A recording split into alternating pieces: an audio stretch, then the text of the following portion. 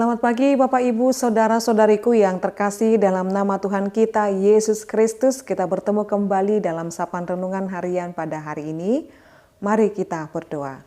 Kasih karunia Tuhan kita Yesus Kristus, kasih dari Allah Bapa dan persekutuan Roh Kudus itulah kiranya menyertai kamu. Amin. Firman Tuhan untuk kita pada hari ini Bapak Ibu Saudara-saudariku yaitu yang tertulis dalam Kolose 3 ayat 9. Jangan lagi kamu saling mendustai, karena kamu telah menanggalkan manusia lama serta kelakuannya. Demikian pembacaan firman Tuhan. Bapak Ibu Saudara-saudariku yang terkasih dalam nama Tuhan kita Yesus Kristus. Ketika seseorang berjanji dia tidak akan melakukan lagi kebohongan atau bahkan dusta, atau bahkan seseorang yang baru selesai berdamai, atau kita contohkan kepada seorang orang tua yang baru mendidik anaknya karena ketahuan berbohong. Pasti orang tua akan mengingatkan anak itu dan berkata, apa yang harus kamu lakukan setelah ini? Atau apakah kamu akan mengulangi lagi untuk berbohong? Dengan hukuman yang diberikan oleh orang tua, si anak itu akan berkata tidak. Karena orang tua membutuhkan dan memikirkan supaya anaknya memiliki hidup baru dan secara umumnya menjadi manusia baru. Tidak tinggal di dalam kebohongan itu sendiri.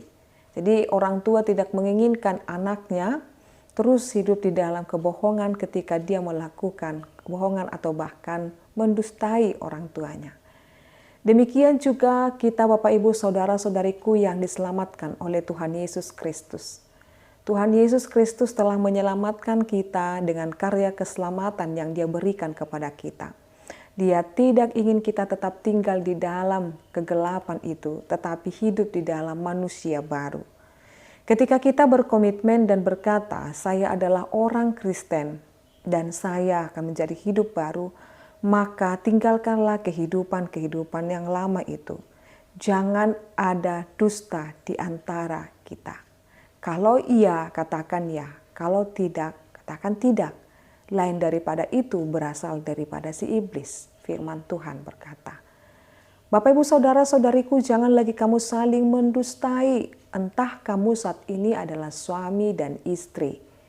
Jadi di dalam hubungan suami dan istri itu kejujuran, keterbukaan, dan komunikasi yang baik adalah kunci dari keharmonisan daripada rumah tangga. Jadi tidak ada yang ditutupi, dibohongi, keterbukaan dan saling mau mengoreksi satu sama lain akan membangun suatu hubungan rumah tangga yang baik. Ketika seorang partnermu atau bahkan suami atau istrimu melakukan kesalahan dan ketika dia mengakui kesalahannya dan berjanji tidak akan mengulanginya, berikan kepada dia kesempatan dan pengampunan. Dan kepada yang diberikan pengampunan, jangan mengulangi lagi untuk saling mendustai. Demikian juga terhadap anak-anak yang mungkin dalam sekolah atau kuliah. Jangan ada saling mendustai antara anak dengan orang tua. Jujur melaporkan biaya kuliah dan supaya tidak memenuhi atau hanya untuk memenuhi lifestyle seorang anak muda, jangan ada anak yang berani mendustai orang tuanya. Atau di tengah-tengah setiap lingkungan kita atau masyarakat atau di mana kita berada, atau di tempat kerja kita supaya kita tidak kena marah atau kena sanksi oleh pimpinan atau atasan kita lalu terus saling mendustai. Karena apa Bapak Ibu? Karena kebohongan yang satu ketika dimulai berbohong akan menutupi kebohongan yang lain dan itu akan terus menerus. Jadi kalau tidak dihentikan sekarang itu akan menjadi kebohongan. Karena orang yang terus menggali dan hidup di dalam kebohongan itu hidup di dalam manusia lama, padahal kita menyatakan kita adalah anak-anak Tuhan, orang Kristen. Maka dikatakan karena kamu telah menanggalkan manusia lama serta kelakuannya. Maka saat ini Bapak Ibu Saudara-saudariku, ketika kita menikmati karya keselamatan Yesus Kristus dan penyertaannya dalam kehidupan kita, maka mari kita tanggalkan manusia lama, tetap hidup di dalam kepercayaan yang diberikan Tuhan kepada kita untuk saling hidup terbuka dan jujur. Jujur kepada diri sendiri, juga kepada orang-orang yang kita kasihi, dan juga di mana kita berada. Oleh karena itu Bapak Ibu Saudara-saudariku, mari menghidupi manusia baru kita dan menanggalkan manusia lama kita, sehingga kita semakin hidup berkenan di hadapan Tuhan. Amin, kita berdoa. Kami sungguh bersyukur ya Allah Bapa kami buat firman-Mu yang mengajarkan kami menjadi pribadi, menghidupi manusia baru kami, tinggal di dalam Yesus Kristus, dan menanggalkan manusia lama kami.